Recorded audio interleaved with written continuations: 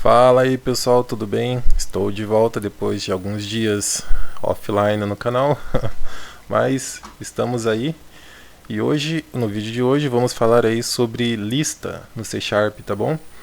A gente tem aqui três tipos de lista que a gente pode estar utilizando, tá? E eu vou falar sobre cada um, provavelmente em vídeos diferentes, para não ficar bagunçado e ficar melhor o entendimento. E eu vou explicar também aqui que tem uma diferença entre a gente usar um tipo lista e um tipo array, como eu já tinha mostrado para vocês nos vídeos anteriores. Os dois funcionam, só que dependendo do caso, dependendo do cenário, né, da situação, seria bem melhor você usar o tipo lista do que o array. Em outros casos, é bem melhor você usar um array normal do que uma lista, tá? Percebe-se que o array ele não pode ser alterado depois de criado, tá? Eu não posso nem remover um item dele depois que eu criei e nem adicionar. Já na lista eu posso fazer isso. Então eu vou deixar essa variável de array aqui que eu criei para a gente fazer uma comparação depois, então vocês vão entender melhor. Vamos falar então sobre a lista nesse primeiro vídeo. Aqui no C Sharp, quando a gente quer criar uma lista, a gente simplesmente vem aqui e fala, ó, quero criar uma lista, tá? Do que? Uma lista de inteiro. Aqui entre esse sinalzinho de menor e maior, a gente coloca o tipo que vai ser essa lista. Nesse caso é um tipo de número, então eu coloquei aqui um tipo int, dei um nome para essa lista de números, tá bom? E instanciei ela aqui já de novo, né, para inicializar essa minha lista, já passando esses valores aqui, tá bom? A mesma coisa também pode ser para uma lista do tipo texto, né? Eu venho aqui, falo que é uma lista do tipo string, né, que seria texto, instancio ela, né, inicializo ela e já passo os valores aqui também. Agora, como é que a gente faz para percorrer cada item e mostrar aqui? A gente pode estar utilizando o nosso for each aqui no C Sharp, que seria para cada um, né? Traduzindo aqui o for each, né, para o português, seria para cada faça alguma coisa. Então, para cada o quê? Para cada item aqui na minha lista nomes, percorra e armazena na minha variável item. Eu posso chamar até esse item aqui de nome, no singular mesmo. E aqui dentro eu vou mostrar eles, vocês vão entender como é que isso aqui funciona. Eu vou colocar um breakpoint. Então aqui, ó, nessa minha lista de texto, que eu tenho esses nomes aqui dentro, o meu for each vai percorrer, né, para cada um, a minha lista nomes para cada um. Para cada interação você vai pegar, vai armazenar na variável nome e vai mostrar para mim. Então, se eu rodar isso daqui, ó, o que ele tem aqui? Ó? Ele tem os 4 nomes aqui na minha lista, vai pegar o primeiro item, a cada interação é uma posição, tá? Então, a primeira posição que ele pegou aqui vai ser o Juan, que é a primeira interação. Armazenou na minha variável nome e vai mostrar para mim. Aqui está o Juan na minha saída final. Ele vai para a segunda interação. Então, na segunda interação, o nome é Pedro. Vai pegar o Pedro, vai armazenar na variável nome e vai mostrar, e assim por diante. Vai para a terceira interação, então a terceira é a Maria. Armazena no nome e mostra. Vai para a quarta interação, José. Armazena no nome, o José, e mostra. Tá bom? Aqui eu só estou mostrando, mas vocês poderiam fazer qualquer outra coisa aqui dentro com esse nome, tá? E viu que não tem mais nada e saiu fora. Mostrou os 4 nomes que estavam na minha lista. Agora vamos supor aqui que nessa lista de nome eu quisesse, por exemplo, adicionar uma pessoa, tá? Coisa que no array aqui, ó, eu não posso fazer, tá? Vou mostrar para vocês que não tem como fazer. Então, ó, na minha variável de nomes, ele já até sugeriu aqui, inteligência artificial, né?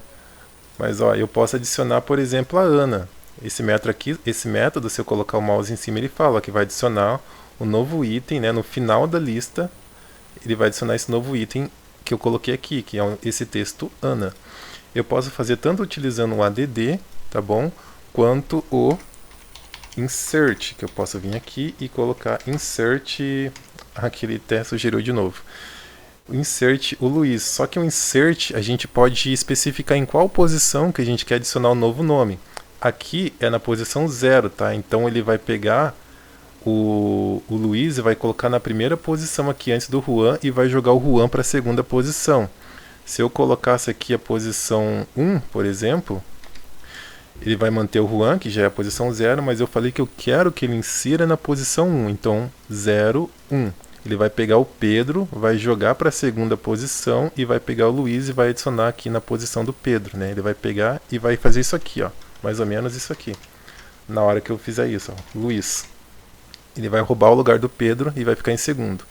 Essa é a diferença do ADD pro insert, tá bom? No insert eu posso especificar a posição que eu quero adicionar o item, e no ADD ele simplesmente adiciona, só que no final da lista.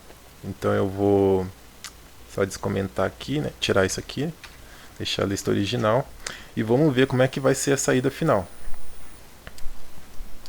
Tá aqui, ele acabou abrindo o meu console no segundo monitor, deixa eu minimizar um pouco aqui. Então perceba, olha só, eu tinha 4 nomes só na minha lista lá original, né? Deixa eu abaixar aqui um pouco.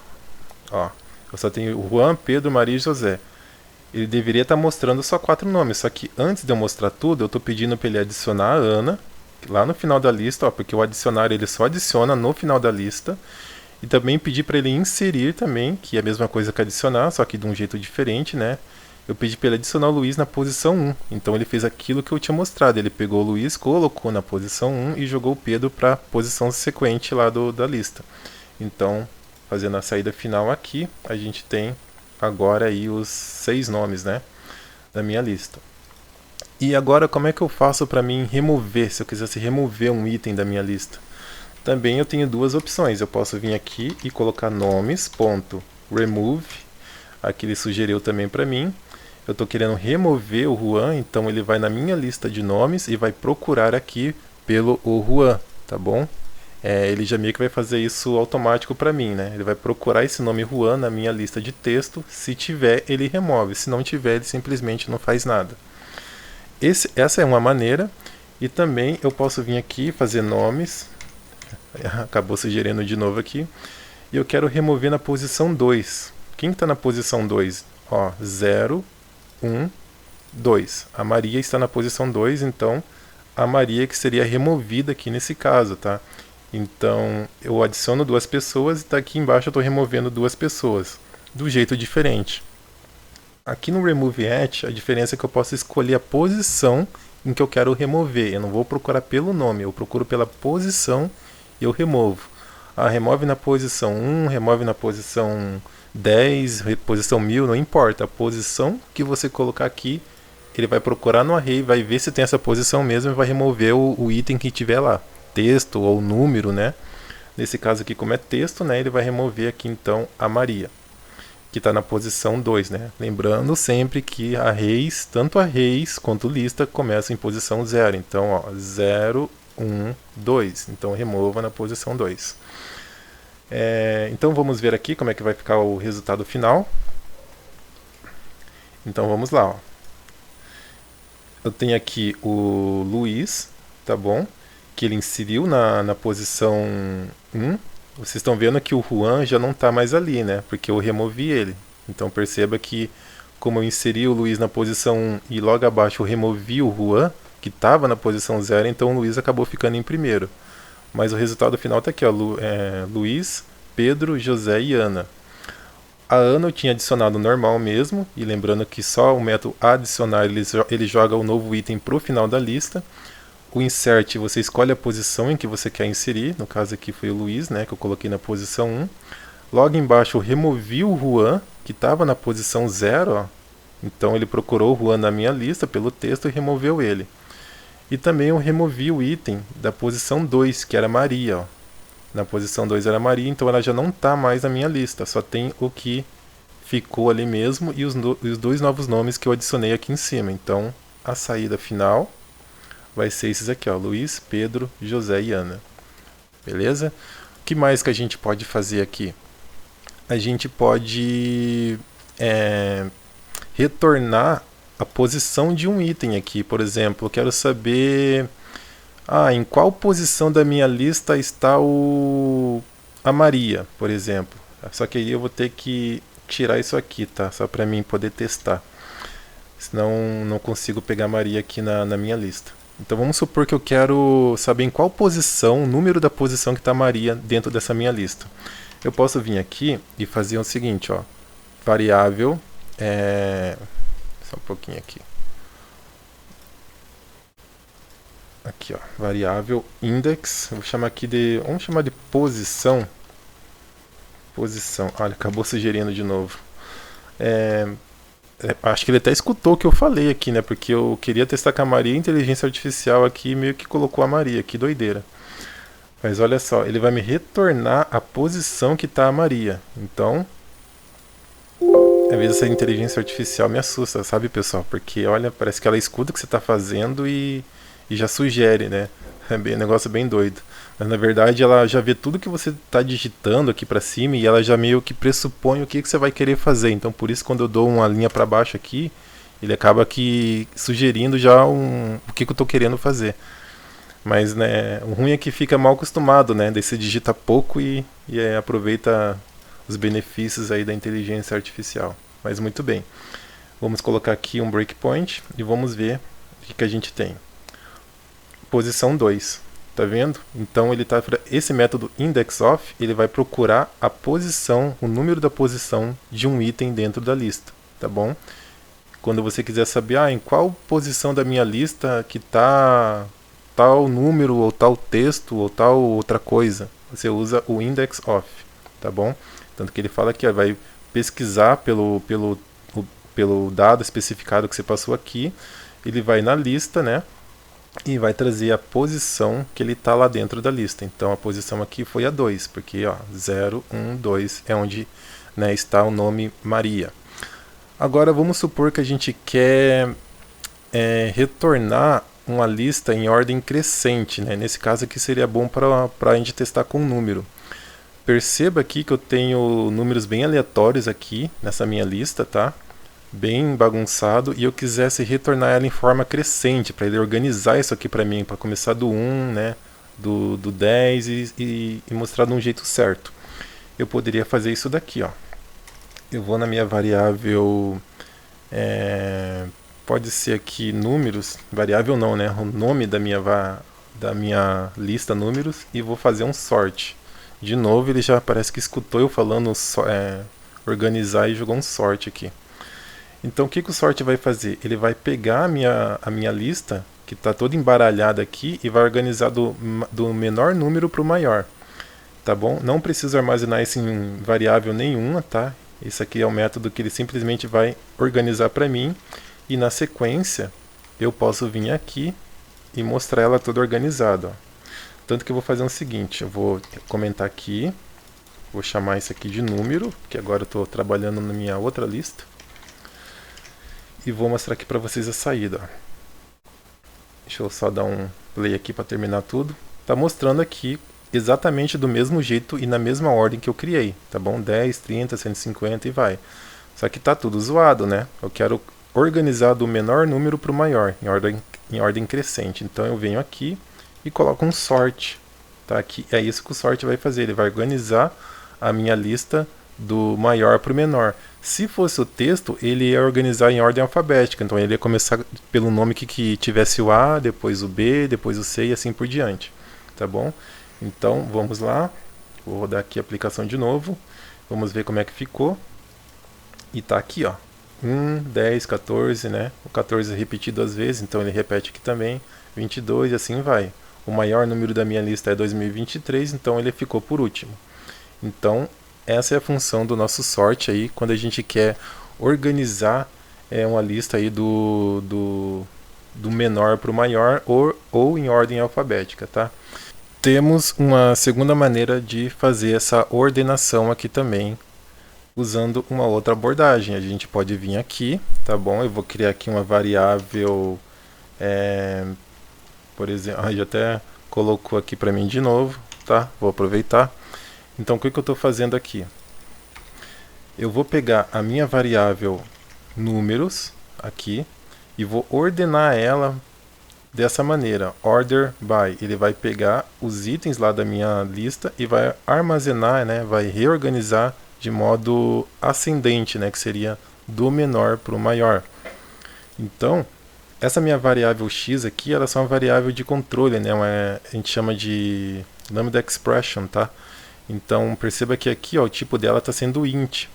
Por quê? Porque dentro dela a gente possui números, então ela vai percorrer todos os itens aqui para saber como que ela vai organizar. Então essa minha variável seria uma variável meio que de controle para mim saber que é o tipo número e eu quero organizar do menor para o maior. Então vamos vir aqui, vou rodar a aplicação. Opa, esqueci de fazer uma coisa. Tem que percorrer a lista, né? Então tá aqui, ó.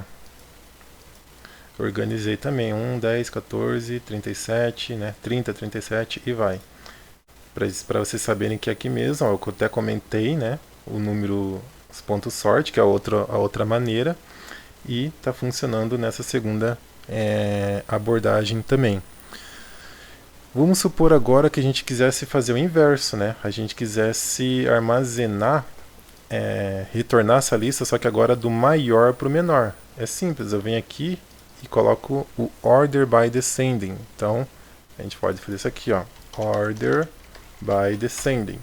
Então ele vai fazer o inverso, agora ele vai retornar do maior número para o menor. Eu vou parar a aplicação, eu vou rodar aqui de novo. Então vamos ver como é que ficou a saída, ó, do maior para o menor, tá bom?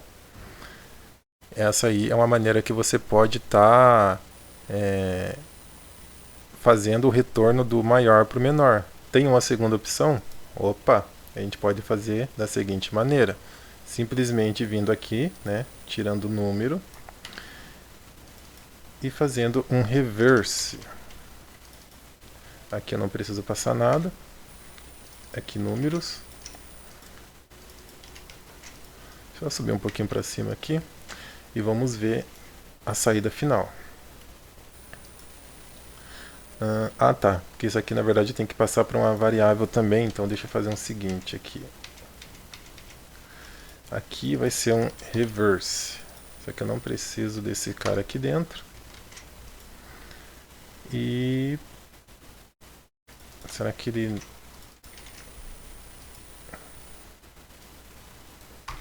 vamos só ver uma coisa aqui. Aqui é tudo ao vivo, pessoal. Aqui os erros acontecem mesmo. Então estou fazendo um reverse. Ele vai retornar a minha lista da ordem contrária, né? É isso que ele deveria fazer. Então vamos ver se ele vai funcionar de novo aqui. Quero que dê esses erros mesmo para a gente ver em tempo real como que a gente soluciona. Números, ele não... o 37 está como primeiro.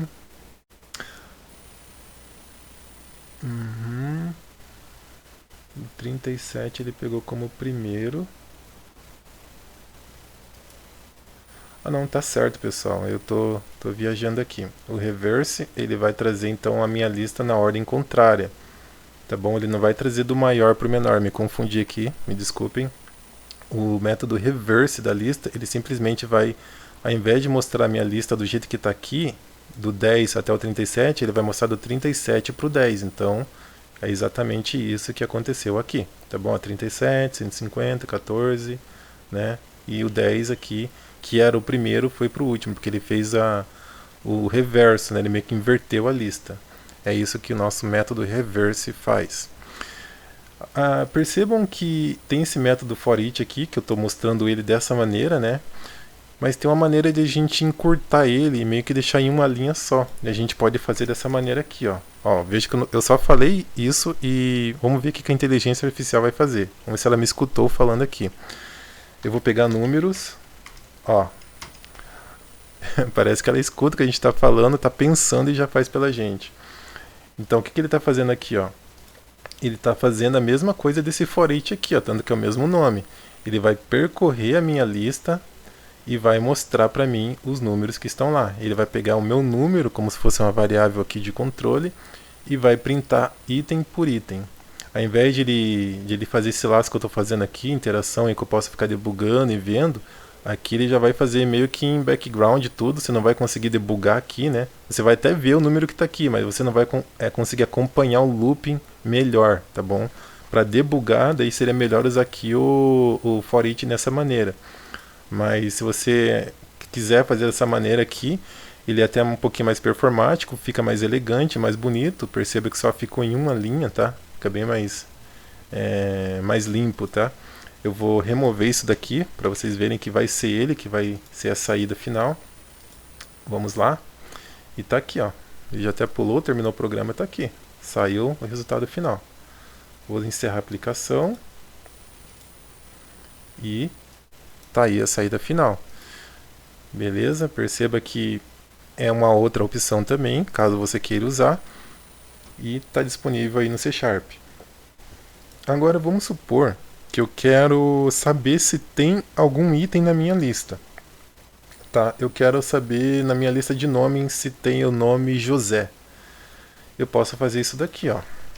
Deixa eu jogar aqui para baixo, ó. Se eu tenho duas maneiras, na verdade. Se na minha lista de nomes, tá? Ponto .n, o N, traduzindo para o português aqui, seria qualquer coisa, né? Tem qualquer coisa na minha lista? Não importa. Tem qualquer dado ali dentro? Se tiver, então faça alguma coisa. Nesse caso aqui, eu só vou escrever que... Aqui, ó. Tem dados nessa lista, tá bom? Ou seja, ele achou alguma coisa, ela não está vazia. A gente tem essa maneira aqui, ou... Vou até copiar aqui para ganhar um pouquinho de tempo. A gente tem isso aqui, ó, nomes.length, .count, length não, length é no array, .count é maior do que 0, por exemplo.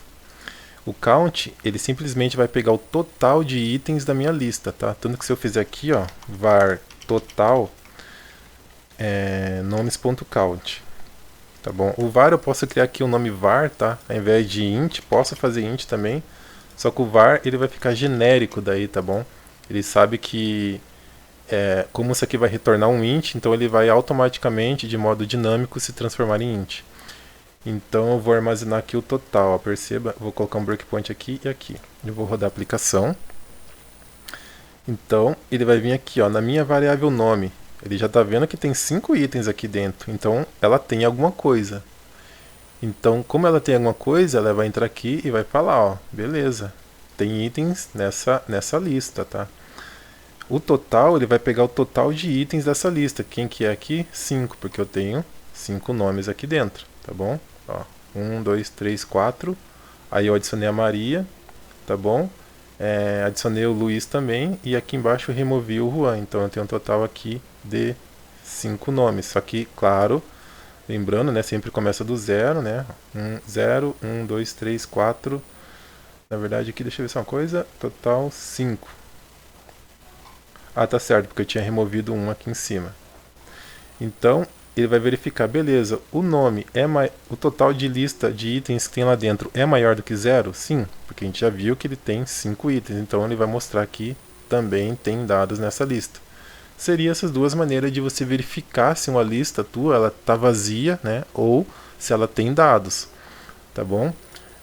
Veja que tem essas duas opções, daí você pode ver qual que é a melhor saída. E aqui no meu N, eu posso também verificar pelo nome, né?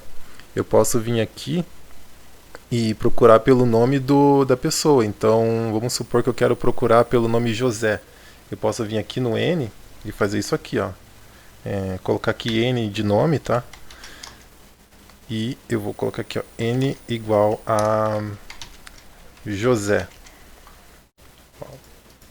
Então, eu antigamente só estava vendo, ó, se tem alguma coisa, e tinha. Agora eu estou fazendo, tem alguma coisa com o nome José? Vamos ver. Vou parar a aplicação. Vou rodar aqui de novo. Então ele vai verificar, nessa minha lista tem alguma coisa e ao mesmo tempo com o nome José. Tem, com certeza, está aqui, na última posição. Então, vai entrar aqui nessa condicional e vai mostrar também que tem lista, né? Agora vamos supor que não tivesse José, né? Vou colocar um nome no final K aqui para vocês verem que ele não vai encontrar esse nome na lista e não vai atender a minha condicional, ó. Não tem, ele até pulou para fora e foi para o próximo aqui. Tá bom? Você pode usar essa maneira para procurar um nome na lista, ou também você pode fazer de uma outra maneira. Eu posso vir aqui, ó. Eu vou para a aplicação. e vou fazer isso aqui, ó. Deixa eu só tirar isso aqui. Eu poderia fazer dessa maneira aqui, ó. Na minha variável nome, eu vou criar aqui uma variável result e eu vou fazer isso aqui, ó. Não quero na variável número, na minha lista de números não, eu quero em nomes. Eu quero em nomes onde o nome tem algum nome aqui que seja igual a... Vamos supor aqui, vamos usar o Pedro. Tem algum nome com Pedro, vamos ver. Vou colocar um breakpoint bem aqui. Vou rodar a aplicação. Vamos ver se ele achou o Pedro. Opa, tá aqui, ó. O Pedro, ele achou o Pedro, então tem. Essa é uma segunda maneira da gente procurar um nome ou item específico dentro da nossa lista, tá bom? O que mais que eu posso estar mostrando para vocês aqui? Vamos supor, eu vou ir apagando aqui, pessoal, tá? Para poder ficar mais limpo aqui o código. Acho que eu vou deixar esse for each aqui, que daí fica melhor para a gente debugar, e vou tirar esses carinha daqui. Vamos supor que eu quero, na minha lista de números, saber, por exemplo, a média deles, né? Qual que é a média desses números aqui? Eu posso fazer isso aqui, ó. Var média vai receber, de novo aqui, average. Então o average ele vai retornar, ele vai pegar todos esses números aqui e vai ver qual que é a média deles. Então vamos ver aqui. Acho que eu vou tirar o for each aqui por enquanto, porque eu não vou estar usando ele. Vamos ver qual que é a média aqui. Ó, a média ficou de 226,18, tá bom? Ele pega todos os números aqui e faz uma média, né? E ficou de 226. Caso você queira ver qual que é a média de um número, né?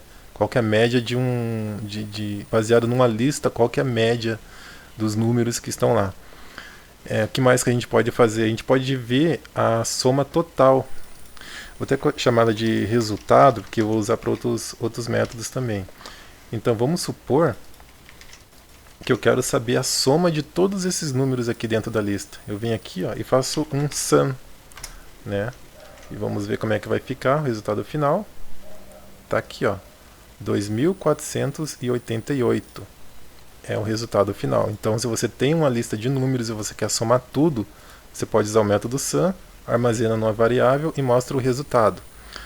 Muito bem, o que mais que a gente pode fazer aqui?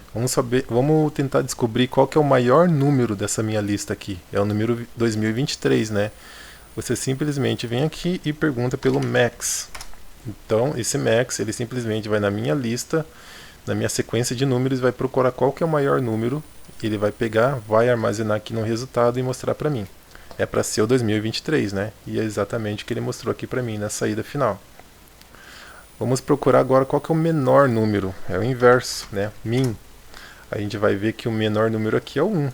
Então vamos lá. Vamos rodar aqui a aplicação e foi justamente isso que ele mostrou para mim, o número 1. Vamos supor que a gente queira saber qual que é o primeiro item, qual que é o primeiro número dessa minha lista aqui, tá? Eu posso vir aqui e procurar pelo first. Vamos ver o que ele retorna aqui para mim. O 10, tá vendo? Ele simplesmente vai procurar qual que é o primeiro item da minha lista e é o número 10, tá? Então quando você tiver uma lista e quiser saber, já pegar o primeiro item dela, é só usar o first. Aqui eu estou usando a nossa lista de números, mas poderia ser o nome. Aqui no caso ele ia pegar o Juan, né? Vamos supor também que a gente queira agora pegar o último nome. É só fazer o inverso, né? Do first aqui a gente vai pegar o last, tá? Vamos rodar aqui. Ele deve pegar o... desculpa, estou confundindo aqui, não é o nome não. É o 37, né? Que é o último número da nossa lista aqui. Então a gente pode usar o last aqui no caso. O que mais? Vamos supor que a gente quer retornar a nossa lista sem repetir os números, porque perceba que eu tenho o 37 aqui, e eu tenho o 14 aqui e aqui, ó, eles estão repetindo. Eu queria eliminar todos os números que tivessem sido repetidos aqui na minha lista. Eu simplesmente venho aqui na minha lista, né, e coloco um distinct. É isso que ele vai fazer, ele vai distinguir item por item para saber se não tem número repetido aqui. Então perceba que a nossa lista vai ficar um pouquinho mais enxugada na saída final, ó. Eu vou arrastar para cá. Opa, peraí. Aqui nesse caso não vai ser assim, tá? Nesse caso aqui agora eu vou ter que fazer um for each de novo. Só que como eu estou jogando o resultado disso aqui para essa variável, então a minha lista agora passou a se chamar resultado, tá? Então, ó, vou colocar um breakpoint aqui. Ó, na minha lista de números, ele tá... Aqui ele já organizou para mim, na verdade, né? Mas se eu já retornar aqui, ó... Opa, deixa eu tirar esse breakpoint daqui. Ele tá aqui, ó. Baixar mais para baixo, ó. 10, 30, 150, 2023, 1, 14. Você lembra que o 14 repetia duas vezes, então não tá duas vezes. O 37 também estava duas vezes, agora não está mais repetindo. E o número 22, tá? Que é o nosso número aqui, que também não estava repetindo, então ele só mostrou aqui pra gente. Muito bem, vamos agora para aqui a aplicação. E vamos supor que a gente queira saber, aqui nessa minha lista, quais que são os números que são pares, por exemplo, né?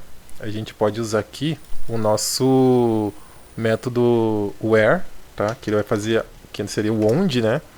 E eu posso fazer da seguinte maneira, ó, x, aqui, tá? A gente coloca o sinal de percentual, que eu já tinha falado nos vídeos anteriores, que o sinal de percentual é quando a gente quer descobrir o resto da divisão de um número, tá? E se ele terminar em zero, significa que ele é par. Então a gente precisa dividir sempre por 2. E se o resultado disso aqui for igual a zero, a gente sabe que ele é um número par, tá? Então vamos ver aqui todos os números que são pares. Ele vai retornar aqui uma lista dos números que forem pares dessa lista aqui, tá? Ele vai procurar número por número, vai ver todos que são pares e vai armazenar nessa minha nova lista aqui, né, que eu criei, e vai percorrer ela. Vamos ver como é que vai ser aqui, quantos números que a gente tem que é par. Vamos ver. Temos esses aqui, ó, 10, 30, 150, 14, 22, 14 e também 150 aqui, tá bom? O 150 também estava sendo repetido duas vezes, por isso que ele mostrou aqui para mim. Então a gente sabe que esses números aqui, ó, que ele vai mostrar na saída final, são os nossos números que são divisíveis por 2 e que terminam em 0, ou seja, são pares. Podemos fazer o inverso também, tá? A gente pode vir aqui e procurar pelo número ímpar. E para saber se é número ímpar é quando o resto da divisão não termina em 0. Então posso colocar aqui qualquer divisão por 2 que seja diferente de 0 o resultado final. Então a gente vai saber que os números são ímpar. Vamos rodar a aplicação também de novo. Ele parou aqui no meu breakpoint. Vou dar um F10. Vamos ver aqui quantos números que a gente tem. Ó, 2023, 1, 37. São os números ímpar da minha lista aqui de números. O que mais que a gente pode usar aqui na lista, tá? Eu acho que seria... A gente também pode verificar qual que é todos os números que são maior que outro. Por exemplo, aonde na minha lista aqui seja maior do que 30, por exemplo, ó. Retorne para mim, na minha lista de números, somente os números que são maiores que 30. Então aqui, por exemplo, o 10, o 14, o 1, o 22 não vai mostrar, tá? Vou colocar aqui o resultado final, ó. Deixa eu rodar logo a aplicação, que daí ele já mostra o resultado aqui, ó. Ó, 150, 2023, o 37, né, 150. Esses são os números maiores que 30, tá bom? Então você pode usar aqui também esse sinal para a gente conseguir descobrir qual que é o maior qual que é os maiores números maior que 30, retorne todos os números maior que 30 dentro da minha lista aqui. Então a gente pode fazer o inverso também, todos que são menor do que 30. Então ele vai procurar na minha lista toda os números que são menores do que 30. Então está aqui a saída final, tá bom? E vamos supor que a gente quer saber todos os números que estão entre 50 e 100. Podemos fazer isso aqui, ó. Todos os números que estão maior do que maior do que 50 e seja também menor do que 100. Deixa eu parar aqui a aplicação, rodar de novo. Ó.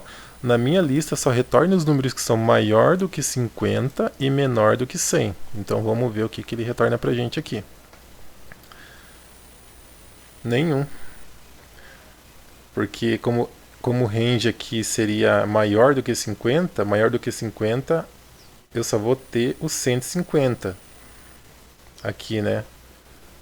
Só que eu tô falando que é menor do que 100. Só que ele não achou nenhum número entre 50 e 100 aqui na minha lista, né? A não ser que eu colocasse aqui um 60, vamos supor aqui, ó. Vamos colocar um 60 aqui, dele vai trazer o 60 pra mim, porque foi o único número que tá entre 50 e 100, tá? Ó, trouxe aqui pra mim. Do jeito que tava, ele não achou nenhum número entre 50 e 100 na minha lista, então por isso que ele ficou vazia. Eu acho que seria isso, pessoal, sobre lista, tá? Perceba que ela tem vários métodos de manipulação que eu mostrei para vocês aqui, né? Tive que apagar porque senão ia enchendo aqui. E coisas que no array eu não tenho poder de fazer. Perceba que na minha variável nome aqui, ó, na minha lista de nome, eu posso vir aqui e dar um adicionar. Adicionar Juan. Mas eu não posso vir no meu array de nomes aqui e adicionar nada, ó. Eu não tenho o método add, tá vendo, ó? Eu não tenho nada. Eu tenho outros métodos aqui, mas não é nada parecido quanto... Ele não é tão poderoso quanto a lista, né? Que tem um poder de manipulação de adicionar, remover, procurar pelo um item específico, ordenar. O array ele é um pouquinho mais limitado, tá? Então ele é utilizado dependendo do que você está fazendo. Mas dependendo da maioria das vezes a gente vai usar aqui a lista do que o array, tá bom? Então, falando sobre listas nesse vídeo e no próximo vídeo vamos falar sobre o iCollection, que ele também tem algumas funções da lista, mas ele é, vamos dizer assim, um intermediário entre a lista e o IEnumerable, tá? Ele é o segundo mais poderoso em termos de manipulação, tá? Em termos de adicionar, remover, procurar. E vamos falar sobre o IEnumerable, que daí eu vou deixar para falar no vídeo dele qual que é a diferença dele pro iCollection e pro list, tá bom? Vejo vocês no próximo vídeo. Valeu!